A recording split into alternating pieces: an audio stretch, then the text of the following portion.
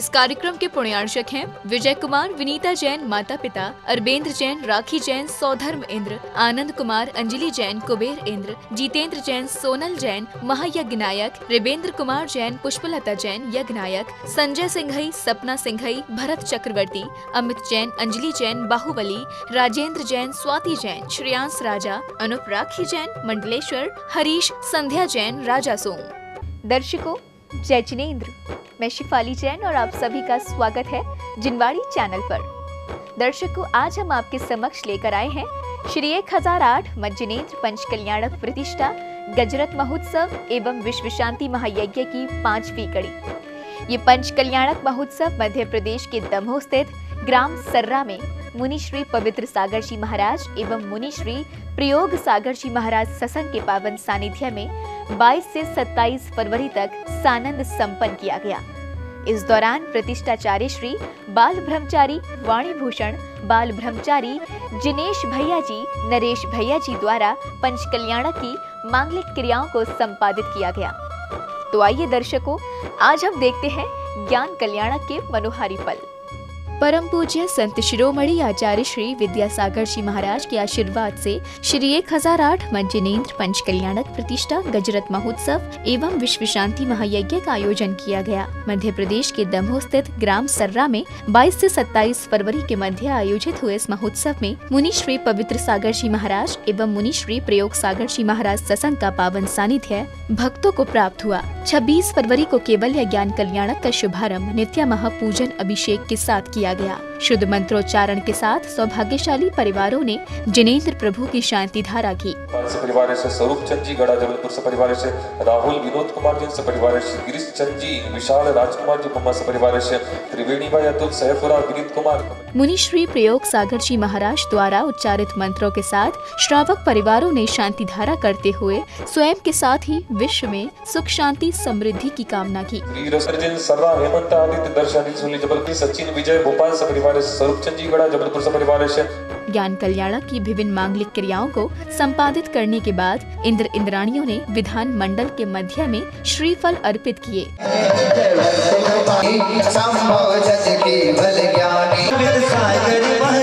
कार्यक्रम के मध्य मुनि श्री प्रयोग सागर जी महाराज ने अपनी मंगल देशना से भक्तों को अभिभूत कर दिया। उनको आहार का लाभ नहीं मिला। कल जब मैंने बात कही थी ना कि जब तक तीर्थंकर प्रभु अपने गृहस्थ जीवन में थे तब तक उनकी सारी व्यवस्थाएं स्वर्ग से सौधर्म इंद्र करते थे। उनका भोजन, उनका आभूषण, उनकी वस्त्र, सारी सुविधाएं सौधर्म इंद्र वहां से करता था। लेकिन जब प्रभु को 13 माह तक आहार नहीं मिले तब वो सौधर्म इंद्र कहा, ये है कर्म। तब वो सौधर्म इंद्र कहा गया। पर हम तो प्रथमांगियों के ग्रंथों में पढ़े हैं कि चंद्रगुप्त मुनि महाराज, उनको देवों ने वध में नगर बसा करके आहार दान दिया था। अब सोचो, चंद्रगुप्त मुनि महाराज के लिए देवता लोग आ गए और आहार दान दे दिया। बाद में भले उनको अपने गुरु से प्रायश्चित लेना पड़ा। क्यों? क्योंकि देवता असंयमी होते हैं और असंयमी लोगों को आहार दान की पात्रता नहीं हुआ करती। अब सोचो, विचार करना, युग के आदि में तीर्थंकर प्रभु आदिनाथ, कहाँ गए वो सौधर्म इंद्र, कहाँ गए वो माता पिता, कहाँ गए भरत चक्रवर्ती बाहुबली, कहाँ गए? सारे के सारे बैठे रहे लेकिन किसी को कुछ ज्ञात नहीं हुआ। क्योंकि जब प्रभु आहार चर्या के लिए यहाँ से निकलेंगे ना, तो उस प्रसंग को आप महापुराण में पढ़िए और देखिए। महापुराण में उस प्रसंग को आप देखेंगे तो आपको लगेगा कि कैसी विचित्र अवस्था थी उस समय और कैसा विचित्र दशा थी। जब तीर्थंकर प्रभु आहार चर्या के लिए निकले, कोई जानता ही नहीं था कि नवदा भक्ति क्या होती है। अभी जितने श्रावक यहाँ पर बैठे हैं ना, मैं अगर अभी आपसे पूछ लूं कि नवदा भक्ति के नाम क्रम से बता दो तो अभी कोई नहीं बता पाएगा। अब युग के आदि में सोच लो, क्या भगवान भोजन के भूखे थे? नहीं, भोजन तो बहुत था। जब भी भगवान निकलते थे तो सारे के सारे श्रावक उस समय अपनी थालियों में कुछ न कुछ लेकर के खड़े हो जाते थे। हे प्रभु, ये लीजिए, ये लीजिए, ये लीजिए, अन्य प्रकार की बहुत सारी सामग्रियां लेने को कहते हैं। और महापुराण में तो यहाँ तक उल्लेख मिलता है कि उस समय के श्रावक ज्ञान नहीं होने के कारण प्रभु से कहते थे, प्रभु आप हमारी कन्या ले लीजिए, लेकिन कम से कम हमारे घर में आहार तो ले लीजिए। अब उस समय भगवान भोजन की नहीं, भगवान तो भक्ति के भूखे थे। युग के आदि में यह आहार दान की परंपरा की शुरुआत हुई और उस आहार दान की प्रक्रिया को आज आप देखेंगे। हमारे सामने 4 प्रकार की दान है: आहार दान, औषध दान, अभय दान और ज्ञान दान। एक प्रश्न मैं आपसे पूछ रहा हूं, इन 4 दानों में सबसे बड़ा दान कौन सा है? जल्दी बताना, क्योंकि तीर्थंकर प्रभु की आहार चर्या का समय हो रहा है। 4 दानों में सबसे बड़ा दान कौन सा है? ठीक, आपके घर में गाय है कि नहीं है? गाय के कितने थन होते हैं? 4। अब बताओ 4 थनों में से सबसे महत्वपूर्ण थन कौन सा है? अब बताओ। चारों ही थन से वह गाय दुग्ध आपको देती है। ऐसे ही चारों दान अपने अपने स्थान पर महत्वपूर्ण है। किसी को भूख लग रही हो और तुम कहो कि बेटा स्वाध्याय कर ले, चारों दान अपने अपने पर स्थान पर महत्वपूर्ण है। लेकिन फिर भी आगम ग्रंथों में उल्लेख मिलता है, तीर्थंकर प्रभु की आहार चर्या का समय हो चुका है। आगम ग्रंथों में उल्लेख मिलता है। इन 4 दानों के बारे में छोटी सी चर्चा अपन करें। आहार दान अगर आप किसी को दोगे तो अधिक से अधिक 24 घंटे, 48 घंटे।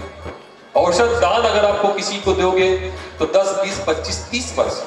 अभय दान अगर आप किसी को दोगे तो इस जीवन के लिए हो जाएगा। लेकिन ज्ञान दान अगर किसी के लिए दोगे तो वो कई भवों के लिए हो जाएगा। जैसे कि कौंडेश ज्वाले ने मुनिराज को शास्त्र दान किया था, अगले भाव में जाकर के वह महान आचार्य कुंदु स्वामी बने। प्रतिष्ठाचार्य श्री द्वारा दीक्षा लेने के बाद प्रथम बार महामुनिराज को आहार विधि कराई गई, जहां सौभाग्यशाली श्रावक श्राविकाओं ने महामुनिराज का पड़गहन कर उच्चारित मंत्रों के साथ विधि पूर्वक आहार कराया।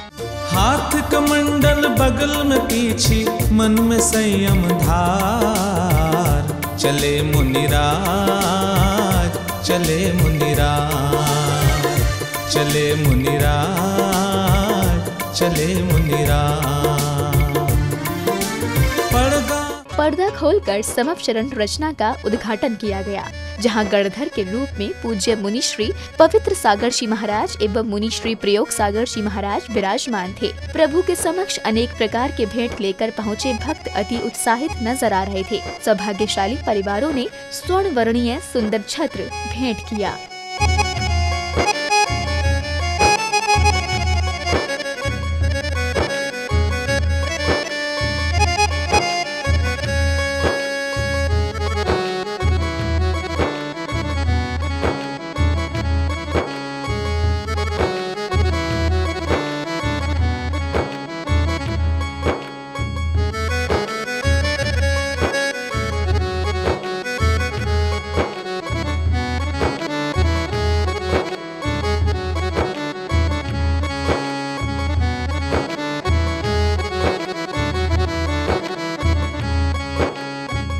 प्रभु के समवचरण में दिव्य देशना श्रवण करने के लिए संसार के समस्त जीव पहुँचते हैं और अपनी शंकाओं का समाधान कराते हैं। तब समवचरण पर विराजमान मुनि श्री पवित्र सागर जी महाराज अपनी मंगल देशना के माध्यम से उपदेश देते हैं।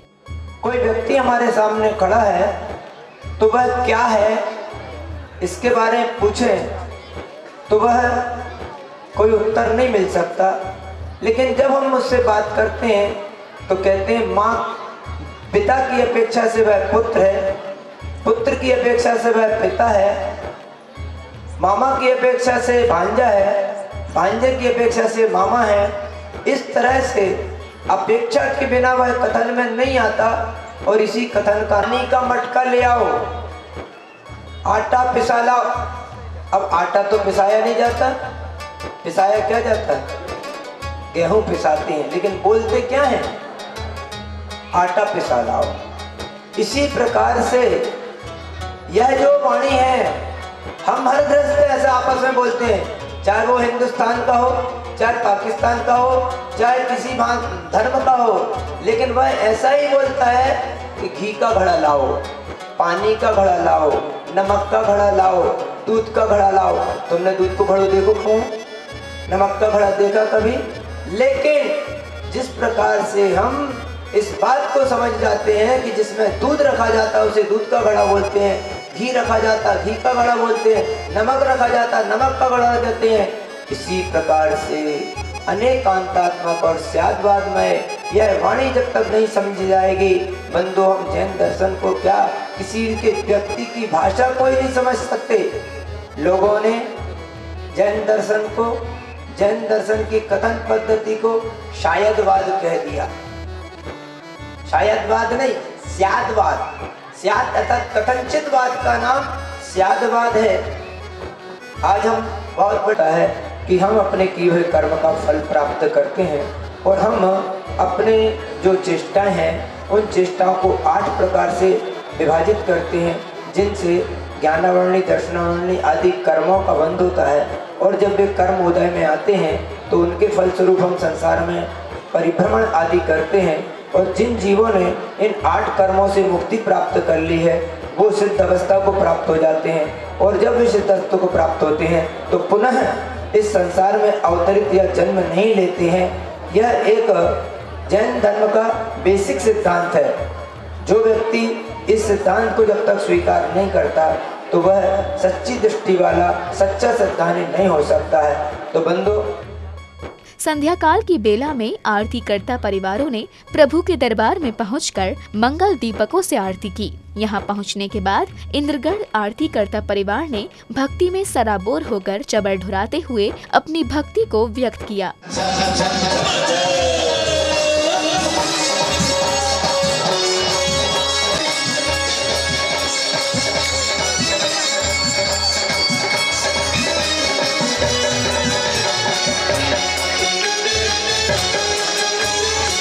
स्वागत सत्कार की श्रृंखला में सम्मान ग्रहण करने के बाद यहाँ पधारे महानुभावों ने अपने भाव विचारों को व्यक्त किया।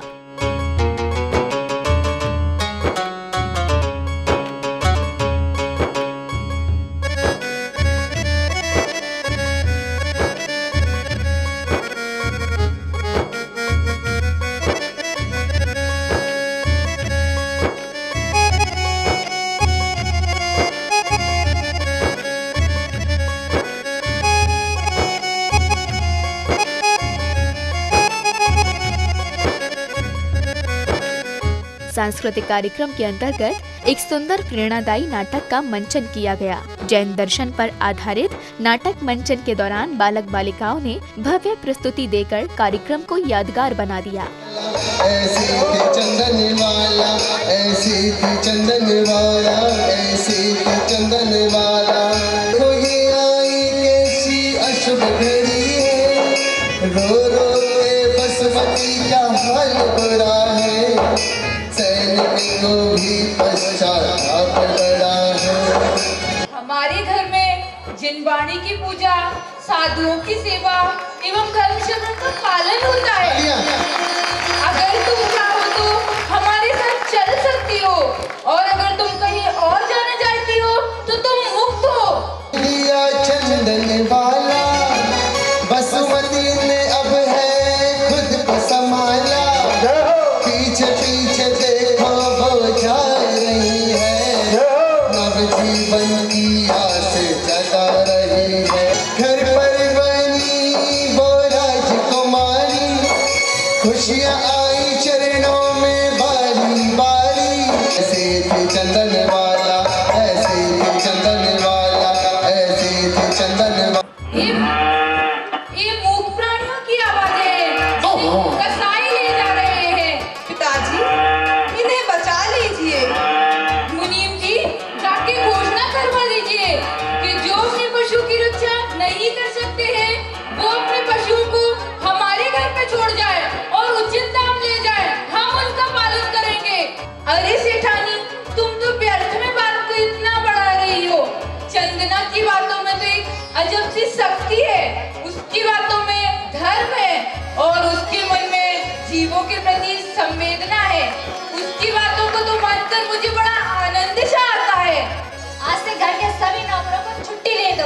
घर का सारा काम चंदन वाला करेगी।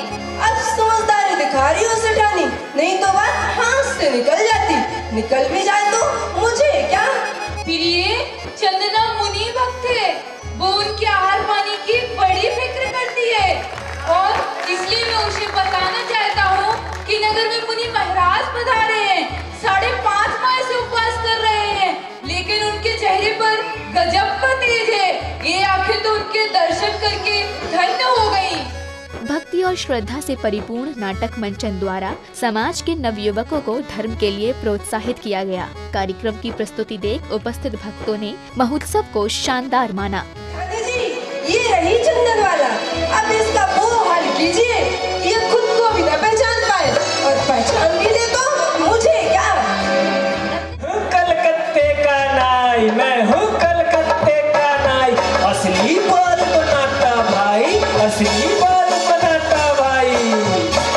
तूने ये क्या कर डाला, बालों के उसके सर से उतारा, तूने चंदना का दंड डाला। मैं हथकड़ी मुखड़ा पैरों में गिरने की घड़ी आई। मैं इस एकांत में अपने मन को धर्म में लगाऊंगी, नवकाल का स्मरण करूंगी। मित्रों, धन्य है चंदन वाला। कैसे न कहूँ, ऐसी हालत तो जानवरों की भी नहीं होती है जैसी तुम्हारी है। मुझे माफ कर दो बेटी, मुझे माफ कर दो मेरी बेटी, मुझे माफ कर दो। मुझ पर दया करके मेरे हाथों से मुझे स्वीकार कीजिए। सारा आंखों में आंसू जैसे ही आई, वीर रघुदेव लौट के आए, उड़द के बादलों को स्वीकारा, धन्य बन गया देखो जीवन सारा। ऐसे है चंदन वाला, ऐसे है चंदन वाला। नहीं माँ, आप मुझसे माफी मत मांगिए, आप मुझसे बड़ी हैं। आप मुझसे माफी मांगकर मुझे शर्मिंदा मत कीजिए। मुझे इतना अच्छा अवसर मिला है अपने जीवन को सफल बनाने का। मैं भगवान महावीर के समूह शरण में जाकर जिन दीक्षा को ग्रहण करूंगी और अपने जीवन को सफल बनाऊंगी। दर्शकों कहते हैं तीर्थंकर प्रभु के ज्ञान कल्याणक में सहभागिता कर लेना भी कोई सामान्य बात नहीं। ये पुण्य लाभ उन्हीं भव्य आत्माओं को प्राप्त होता है जिन्होंने वर्तमान के साथ साथ पुनर्जन्म में भी धर्मार्थ कार्य किए हों। दर्शकों, ज्ञान कल्याणक के इसी क्रम में कल हम आपके समक्ष लेकर आएंगे मोक्ष कल्याणक की झलकियां। फिलहाल अभी समय है आपसे विदा लेने का। कल हम फिर उपस्थित होंगे, तब तक के लिए देखते रहिएगा जिनवाड़ी चैनल। जय जिनेंद्र। इस कार्यक्रम के पुण्यार्चक थे विजय कुमार, विनीता जैन माता पिता, अरबेंद्र जैन, राखी जैन, सौधर्म इंद्र, आनंद कुमार, अंजलि जैन, कुबेर इंद्र, जीतेंद्र जैन, सोनल जैन, महायज्ञ नायक, रेबेंद्र कुमार जैन, पुष्पलता जैन यज्ञ नायक, संजय सिंघई, सपना सिंघई, भरत चक्रवर्ती, अमित जैन, अंजलि जैन, बाहुबली, राजेंद्र जैन, स्वाति जैन, श्रेयांश राजा, अनुप राखी जैन, मंडलेश्वर, हरीश, संध्या जैन, राजा सोम।